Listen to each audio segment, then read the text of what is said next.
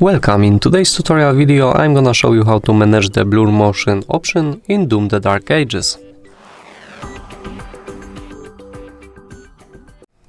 So at the beginning move to the settings, then find the tab where you can see the screen icon on it, then scroll down, and as you can see we have the motion blur tab here. You can turn on this option or off, or enable the cinematic only.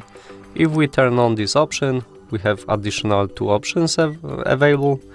We can set up the motion blur amount to the different levels, and also we can set up the motion blur quality also to the different levels.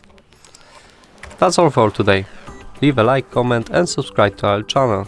Bye!